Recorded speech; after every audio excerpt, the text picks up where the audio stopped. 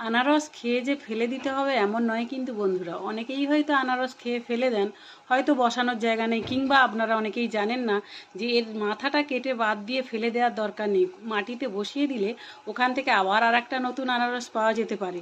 আর তাছাড়াও গাছ লাগান প্রাণ বাঁচান, এটা তো আমরা সবাই জানি, তাই না?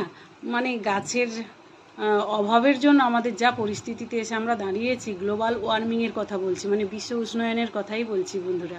তো আমাদের বাগানে গাছটা বসিয়েছি, কতটা বেড়েছে কোনো একদিন ভিডিওতে দেখাবো। তো যাই হোক, আনারসটা খুব সুন্দর ছিল, মিষ্টি ছিল। আমাদের ওই গ্রামের বাড়িতে একজনের কাছ থেকে কিনে আনা হয়েছে। তো আমাদের বাড়িতেও একটা হয়েছিল, সেটাও আমরা খেয়েছি, ভিডিও করা হয়নি। তা এবারে আমি রান্নার দিকটা দেখাচ্ছি বন্ধুরা।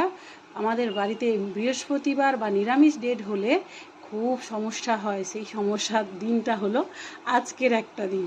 তবে আমার সমস্যা হয় না, আমাদের কর্তামশাইয়ের সমস্যা হয়।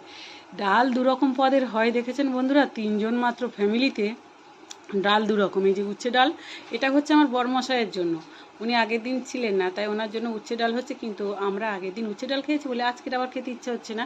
আর এদিকে হচ্ছে বেগুন ভাজা। আমাদের জন্য ডাল সিদ্ধ, কর্তামশাইয়ের জন্য উচ্ছে ডাল। ব্যাপারটা কীরকম এবার বলুন তো। তো যাই হোক, এই উচ্ছে ডাল করছি বরমশাইয়ের জন্য অল্প করে। আর সিদ্ধ ডালটা দেখুন বন্ধুরা, কিছুটা কাটিয়ে নিয়ে বরমশাইয়ের জন্য করলাম। আর আমাদের জন্য এটা কিন্তু মুগ ডাল, এর মধ্যে দিয়েছি ধনেপাতা, কাঁচা সর্ষের তেল আর একটু লবণ দিয়ে দিয়েছি, সেটা দেখানো হয়নি। আর ভাজা লঙ্কা আছে, দারুণ টেস্ট হবে না? আর এই যে উচ্ছে আলু চচ্চড়ি, এটা কিন্তু আগের দিনের ছিল, এটা কিন্তু আজকের করিনি। তাই থালাতে মনে হচ্ছে অনেক কিছু করা হয়েছে। দেখুন, এগুলোর সঙ্গে কিন্তু পেঁয়াজটাও দিতে হয়েছে কর্তামশাই যাতে দুটো খেতে পারে। তা আম আছে এখানে, দেখুন বন্ধুরা, পাকা আম। এটা দেখে বুঝতে পারবেন যে এখনকার ভিডিও ঠিক এটা না, এটা অনেকদিন আগের ভিডিও।